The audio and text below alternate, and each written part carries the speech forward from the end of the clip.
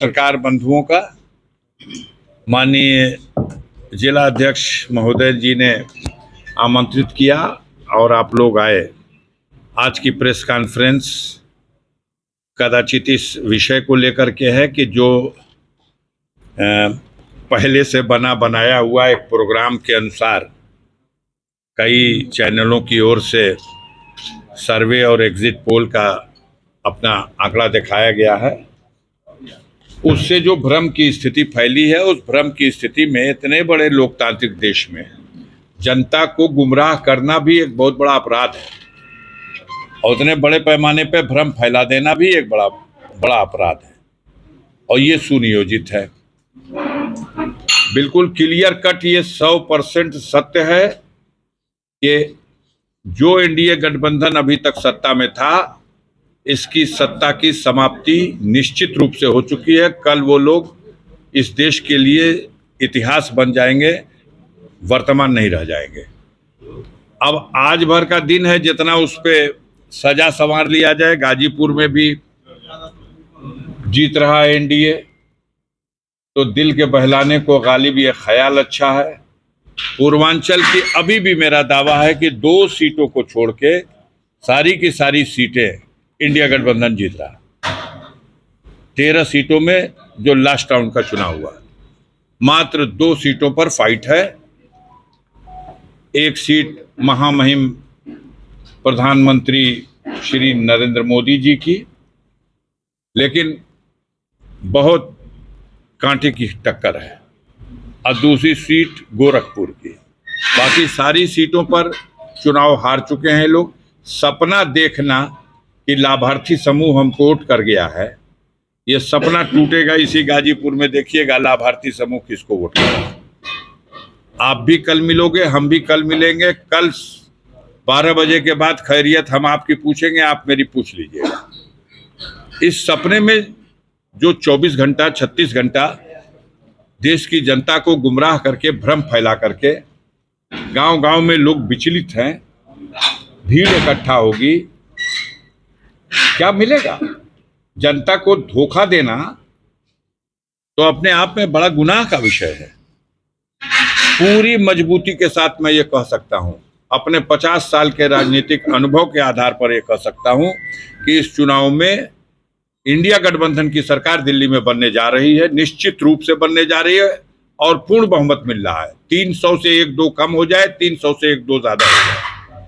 272 वो आंकड़ा है जो सबको चाहिए। सरकार बनाने के लिए जो भी पहल करेगा उसके पास 272 होना चाहिए, लेकिन मुझे लगता है इंडिया गठबंधन को 300 और 300 से अधिक भी सीटें मिलने जा रही हैं। जिन 2-3 स्टेटों में एनडीए गठबंधन को थोड़ी सी खुशखबरी मिली, उनकी समीक्षा करने की जरूरत है। एक ऐसा प्रांत है आंध्र प्रदेश का, 25 लोकसभा सीटें हैं।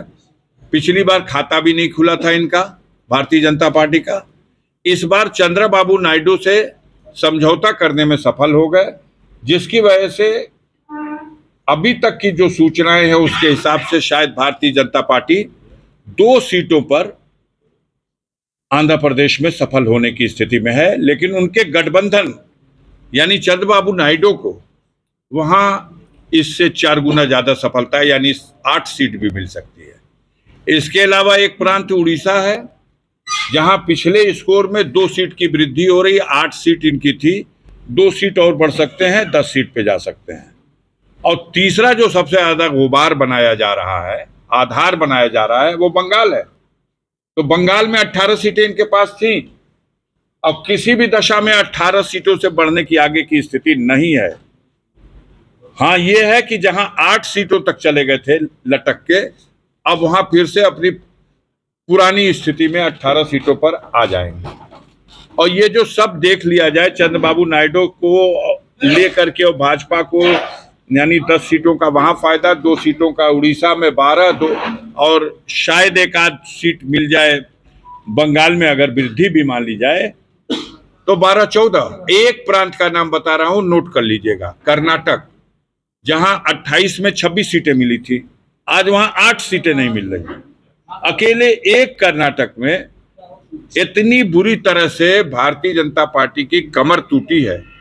वो जो स्कैंडल आया सामने, जो हजारों लड़कियों का नग्न मतलब सेक्सी वीडियो और उनके चित्र खींच करके वो भाग गया इनके सरकार की मिली भगत से विदेश।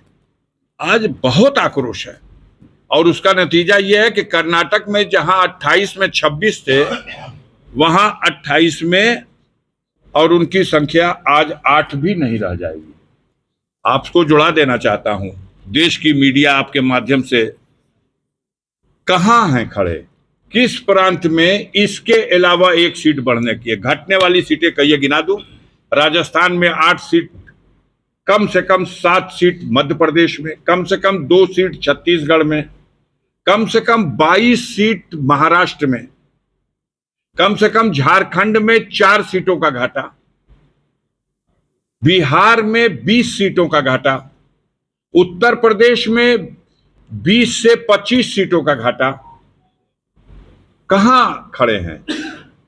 कितनी थी जो एनडीए की सरकार थी, इनकी खुद की सीट थी 302 और अलायंस की सीटें मिलाकर के हो रहे थे 352। आप देख लो कहां है। अकाली दल के साथ मिलकर 7 सीटें थी पंजाब में, आज 0 है। दिल्ली में 7 में 7 थी, आज 3 सीट आना मुश्किल है। हरियाणा में 10 में 10 थी, आज 2 सीटों के लिए तरस रहे हैं हरियाणा में। हिमाचल प्रदेश में 4 में 4 थी, आज 2 सीट मिलना मुश्किल है। कहां जीत रहे हैं? लद्दाख में घाटा अलग हो गया, गोवा में 2 सीटों में 1 सीट का घाटा हो गया, त्रिपुरा में 2 सीटों में 1 सीट का घाटा हो गया।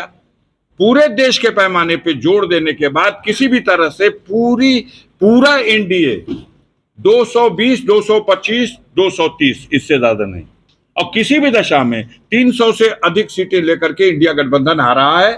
जो लोग अलग हैं इसके अलावा 15 सीट 17 सीट जो लेकर के आ जाए जगन मोहन रेड्डी, वो बीजेपी के कतार में बैठने वाले नहीं, और शायद 3 सीट 4 सीट लेकर के चंद्रशेखर राव आ जाए तेलंगाना से, वो भी इनके साथ बैठने वाले नहीं। और उसी प्रकार से जो उड़ीसा के नवीन पटनायक हैं, वो अपनी 7 सीटें 8 सीटें या 6 सीटें लेके आने की स्थिति में है, वो भी इनके साथ बैठने को तैयार है। तो ये जो 30 सीटें हैं, ये भी अल्टीमेटली इंडिया गठबंधन के कतार में खड़ी होंगी, क्योंकि देश की जनता का मूड सबने देख लिया कि जब सब पूरे देश की जनता हटाना चाहती है नरेंद्र मोदी को, तो धारा के विपरीत तो कहीं कोई गुंजाइश दिखाई नहीं दे रही है। अफवाहों के माध्यम से ये चीज चमकाने की कोशिश हो रही है। अब गाजीपुर की जनता तो उसके पास एक ही पैमाना है कि वो गाजीपुर को भी भैया उसी में गिन दिए सब। हम कहा इसी से अंदाजा लगा लो पूरे देश में क्या हुआ है। भदोही की सीट हलाहल जीत गया। अब कह रहे हैं लोग कि वहां चुनाव चिन्ह पत्ती थी, साइकिल नहीं थी। चुनाव चिन्ह पत्ती क्या, कुछ भी रही हो, अंगूठा रहा हो, मतदाता मूड बना लिया है कि हम एनडीए के और भारतीय जनता पार्टी के प्रत्याशी को हराएंगे। इसलिए भदोही की सीट भाजपा की थी जो हार रही है। चंदौली की सीट भाजपा की थी, मंत्री थे महेंद्र पांडे जी, बुरी तरह हार रहे हैं। कोई माने या न माने, कल फैसला देखिएगा। मछली शहर की सीट आपके गाजीपुर के सांसद रह चुके हैं तूफानी सरोज, उनकी बेटी चुनाव लड़ रही, डंके की चोट पे जीत रही है। बाबू सिंह कुशवाहा बड़े अंतर से 1 लाख के आसपास के अंतर से बाबू सिंह कुशवाहा जौनपुर जीत रहे हैं। सपना लोग देख रहे हैं तो क्या कहा जाए भाई। लालगंज जीत रहे हैं, आजमगढ़ जीत रहे हैं, बलिया जीत रहे हैं, गाजीपुर में अब तक के जीत का सारा रिकॉर्ड तोड़ रहे हैं। कल भी मुलाकात होगी, फिर कह रहा हूं, और आज भी मुलाकात हुई है। तो किसी चीज को बढ़ाया घटाया जाए, लेकिन एक लिमिट में।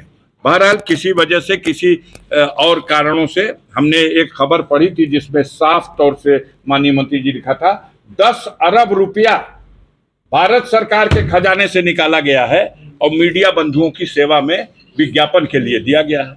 तो इस तरह की उम्मीद तो थी कि ऐसा कोई आएगा चमकता हुआ, लेकिन अब कल है, हम लोगों को कोई इससे बहुत नुकसान नहीं होने वाला है। आम जनता भ्रमित हो रही है, आम जनता के साथ धोखा हो रहा है और मीडिया की विश्वसनीयता पर धब्बा लग रहा है। इसलिए मेरा अनुरोध है कि सही खबरें चलाइए और सही खबरों का पता कीजिए। चौथे स्तंभ की हैसियत से देश में अपनी भूमिका निभाइए। देश संकट की स्थिति में है, इसको और संकट में न डालिए। बहुत बहुत धन्यवाद। 1 मिनट माननीय विधायक जी। और अब